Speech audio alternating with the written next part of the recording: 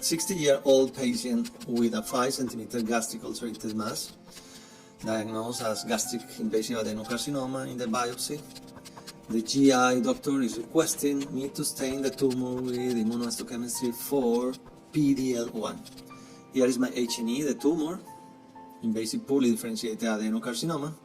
This is the negative control for PDL1, and this is the slide with the stain for PDL1. What is your diagnosis? My diagnosis is gastric adenocarcinoma positive for PDL1 with combined positive score 5%. What is PDL1? To review PDL1, let's first talk about the T regulatory cell. It's a cell expressing the receptor CD25 for interleukin-2, the FOXP3 in the nucleus, and interacting through the T cell receptor with the antigen presenting of the major histocompatibility complex by the macrophage, with the co-stimulation of CD8 in the macrophage and CTLA4 in the Treg. If the interaction happens, the Treg produces interleukin-10 and interleukin-35, making the macrophage more tolerogenic. That means that it's not going to produce tumor necrosis alpha, interleukin-1 and 6, the pro-inflammatory cytokines.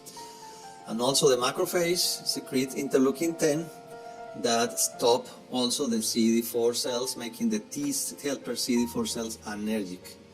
That means a good help for autoimmunity, that decrease autoimmunity, but that increase cancer. We will see in a minute why. Increase the possibility of cancer.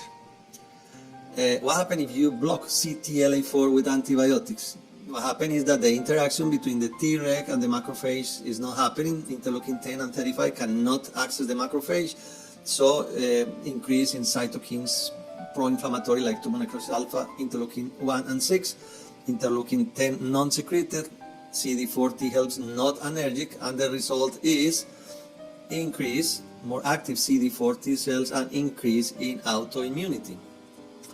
That is good for cancer because the PD1, PDL1 interaction is not happening, so CD8 cytotoxic T cells increase and they are ready to kill more cancer cells. So again, you increase the possibility of autoimmunity, but that's good for cancer. What happens if with pembrolizumab you block the PDL1? What happens is that the energy of the CD8 T cytotoxic cells stop. You have more CD8 T cells, and that's good for cancer. The CD8 cytotoxic cell also interact with the tumor cells through the TCR and the major histocompatibility complex presenting tumor antigens. And if that happens, the result is cytotoxicity. The CD8 cytotoxic cells kills the tumor cells using granzymes and caspases. The tumor cells, one of the mechanisms that they use to avoid cancer is express PDL1. If they express PDL1, every time you have the connection between PDL1 and PD1 in the CD8 cells, the CD8s are anergic. They cannot attack the tumor cells. How can you block this? With pembrolizumab, that is an antibody against PDL1. You block the PDL1. Rules for immunohistochemistry with PDL1.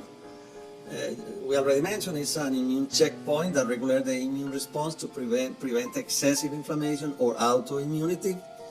PDL1 and PD1 on the surface of activated T cells regulate the immune response. The uses of PDL1 today by immunohistochemistry: non-small cell lung carcinoma, cervical squamous carcinoma, urothelial carcinoma, head and neck carcinomas, gastric and gastroesophageal adenocarcinoma, and triple-negative breast cancer. PDL1 is normally expressed in antigen-presenting cells, macrophages and B cells. Also expressed in cancer cells. It is used in formalin-fixed tissue, 10% neutral formalin, fixed more than 3 hours, less than 72 hours, not indical, and can be used in paraffin blocks. The score is site-specific. For non-small cell lung carcinoma, you use a tumor proportion score. Tumor proportion score is the number of PDL1 positive tumor cells divided by the total positive PDL1 tumor cells plus the total negative PDL1 tumor cells. For All other tumors you use the combined positive score. Combined positive score is you count 100 cells, viable, non-necrotic, tumor, lymphocytes, and macrophages, all cells staining, and 1+, 2+, 3+, everything is positive here. In lymphocytes and macrophages, it's more difficult to see the membranous staining, to discriminate the membranous staining, so you consider positive membranous and cytoplasmic for lymphos and macrophages. For tumor cells, only membranous is positive, but can be 1+, 2+, or 3+, and do not count neutrophils, eos, or plasma cells. So this is my tumor. Try to count the yellow areas with the tumor, the green area with lymphocytes and macrophages. Do not count the pink areas full of neutrophils. Neutrophils, they don't count. Don't go to normal areas. Here you see many lymphocytes positive, but this is an adjacent area. This is not in the field of the cancer, so it doesn't count.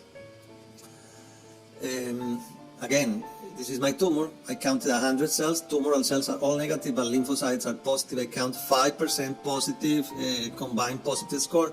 More than 1% is good for pembrolizumab.